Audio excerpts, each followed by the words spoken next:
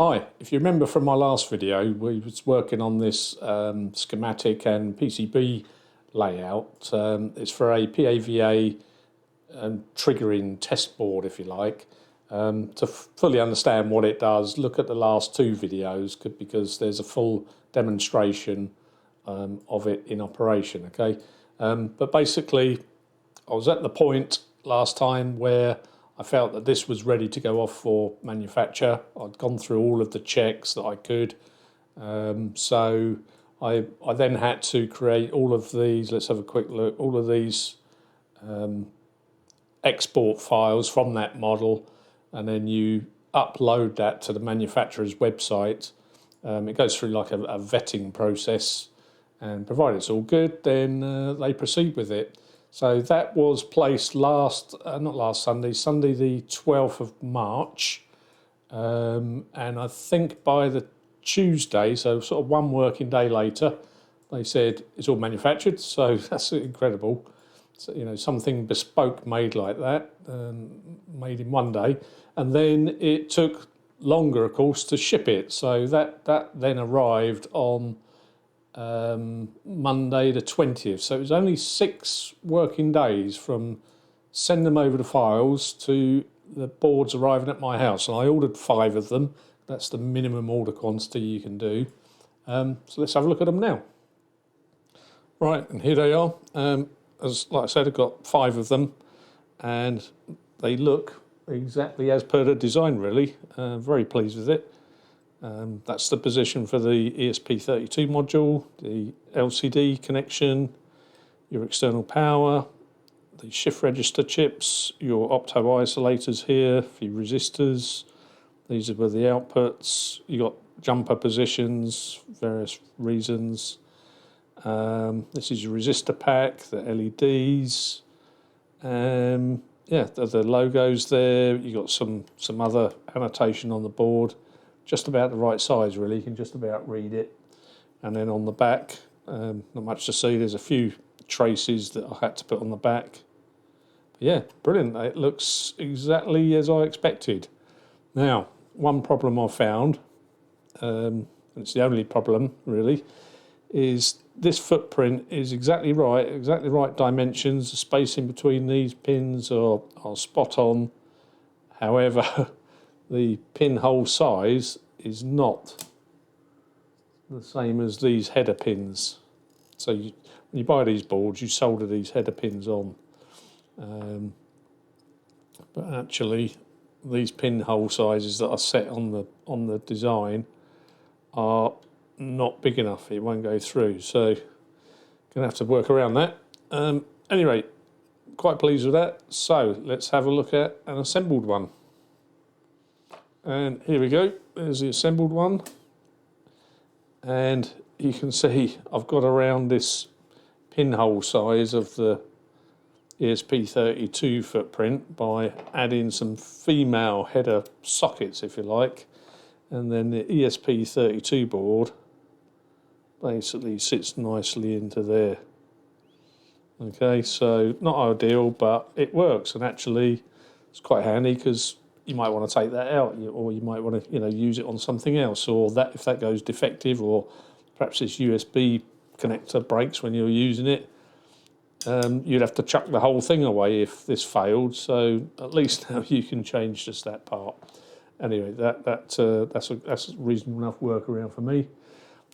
So yeah, I've soldered all the components on. These are the opto isolators, your outputs, the resistors, your voltage regulator and the capacitors that are associated with that, the connector for the LCD, your jumpers, they're all connected on now. Your external voltage input for your triggering, external power. What else have we got? Oh, and on the back there are the DIN rail clips. Okay, so that's worked out exactly right, exactly as intended.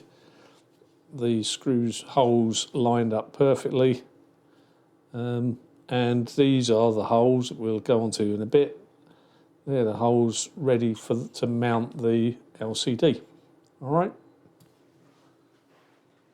So if you look at this against the original prototype, they don't look that different really. I did follow the layout of this because it worked.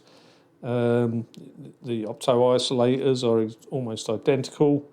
The shift register on this one I moved across up here to make some more space.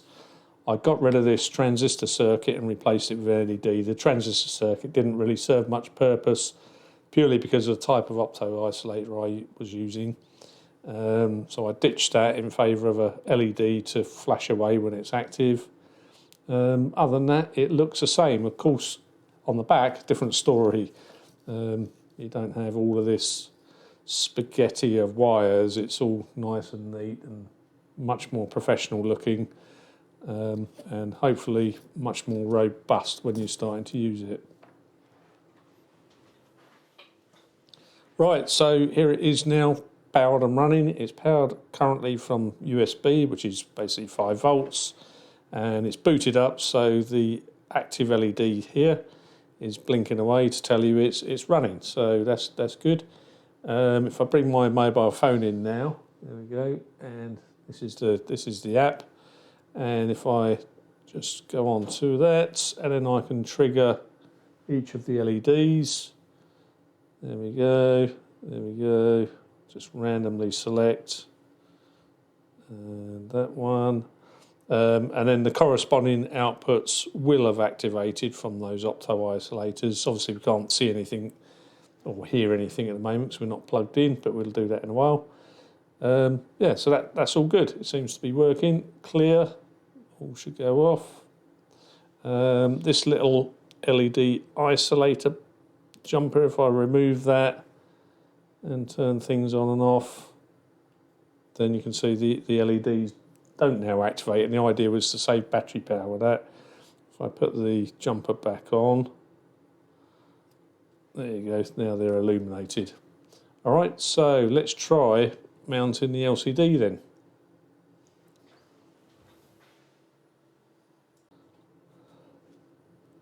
Right, that's the LCD connected. It's securely bolted on.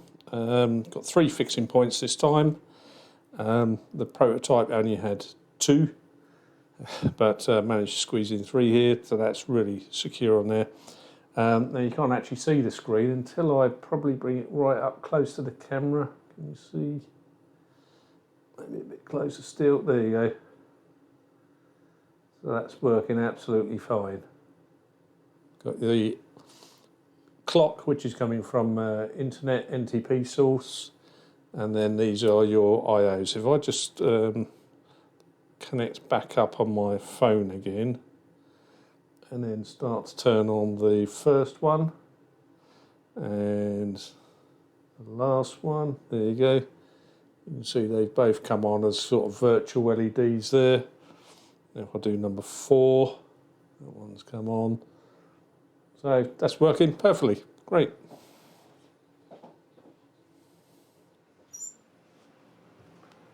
Right, for the ultimate test, well, short of testing it on site anyway, is to test it with a Vipedia.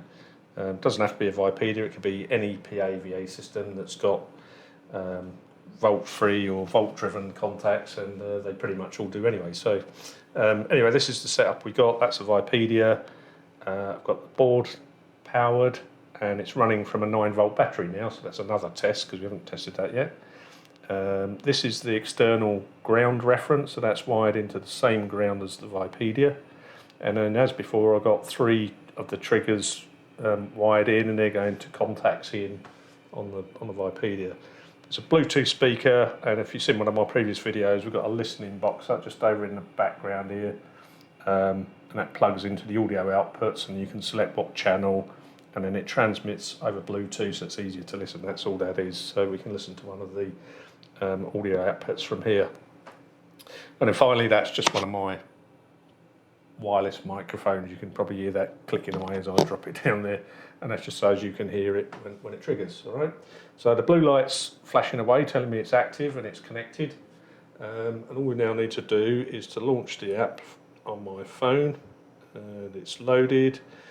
Just bring that into view. There we go. Let's just try the evac message.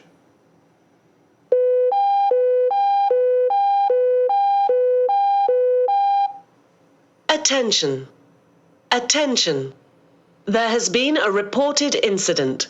Please leave the station by the nearest exit. Votre attention, s'il vous plaît. Okay, let's stop that and try the alert. Will Inspector Sands please go to the station control room immediately? Will Inspector... Stop that one. And then this is a security message, I think I configured this to. This is a security announcement. Please ensure that your personal effects and your baggage are kept with you at all times. If you notice any suspicious items or behaviour, Okay, and then please report it immediately to a member. Yeah, so that works. So I guess the next thing is to get it tested on site, and I'll try and do a video of that when we get round to it. Okay, so that's all good, all working, brilliant. Catch you later.